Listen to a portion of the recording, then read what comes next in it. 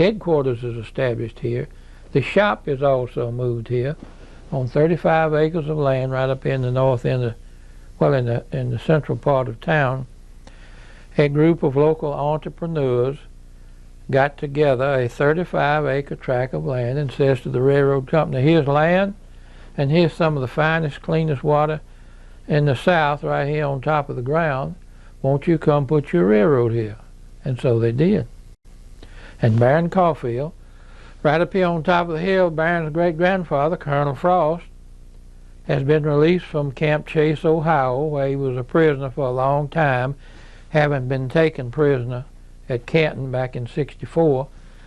Colonel Frost is back now as general manager of this railroad, and it was decided that, oh, the war's over, now let's get back to the business of raising cotton and shipping it out on our railroad. We haven't got but 4 locomotives left out of 40. We've got 15 or 20 cars left out of 60 or 70.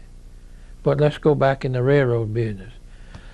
For a brief period immediately after the war, before the railroad got itself established and rebuilt the bridges and relaid the ties and got steam engines and trains running, there were some local enterprising fellows up here at Abbeville, Mississippi, who got themselves up a mule train.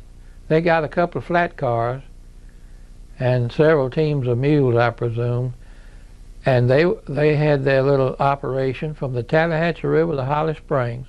They hauled freight on their mule railroad, and one of the men's name was Kirby, and I'm sure it was the father of Jack Kirby, who was our postmaster here and an engineer on this railroad, and finally postmaster here at Water Valley.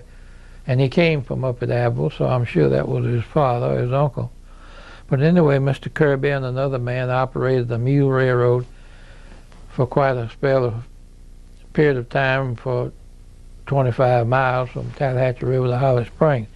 But throughout '66 and '67, I have the minutes of both of those years of the board of directors of this railroad.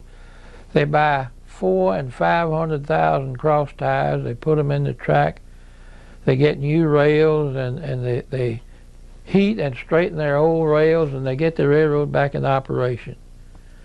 They hire machinists, boilermakers, craftsmen who will come here to work from other railroads or just anywhere, and pretty soon you have a competent labor force building up in Water Valley. And merchants begin to come into town. It's becoming obvious that Water Valley is going to be a railroad center. So a little town that was 250 at the time when Colonel Theophilus Lyle Dickey came in here with his federal troops to 1860, well, by 1870, there's 3,000 people in this town. And all of these merchants here on Main Street that had connections over in Calhoun County and Panola County, that's when they came in here. Because, as I say, it's obvious that this is going to be a railroad town. So we get that thing going back in shape and get it moving, and this becomes, it's still the Mississippi Central Railroad.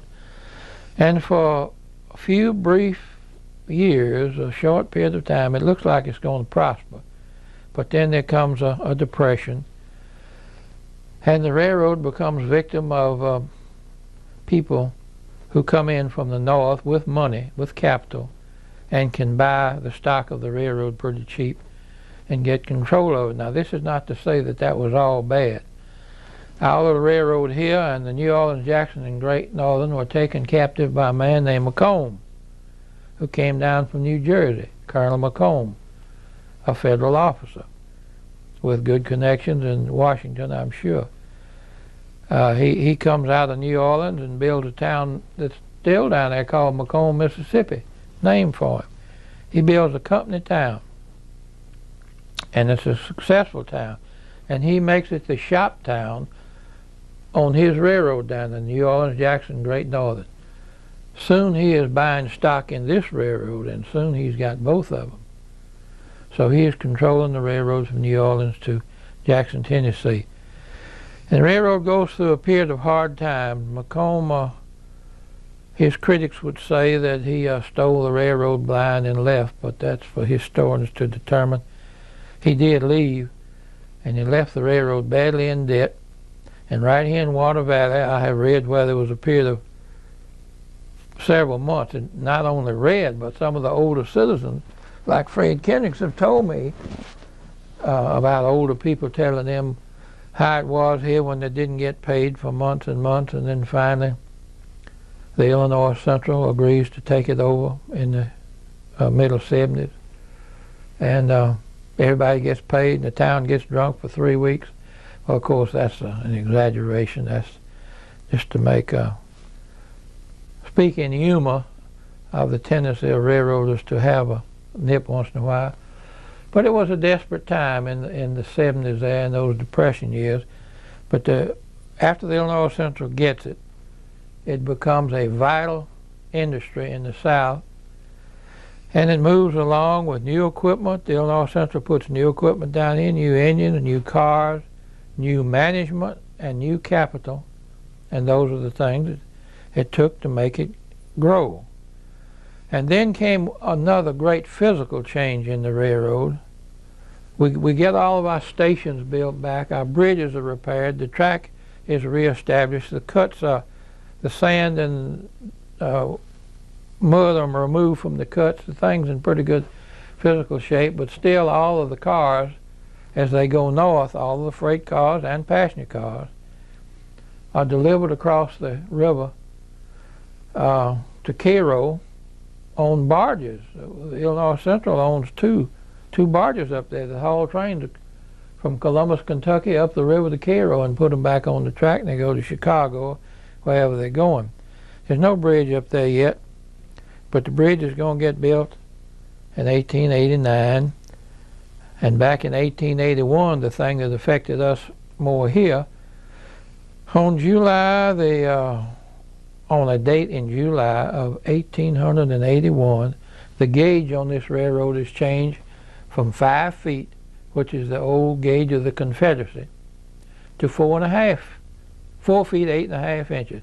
Changed from 5 feet to 4 feet 8.5 inches, and it was all done in a 12-hour period.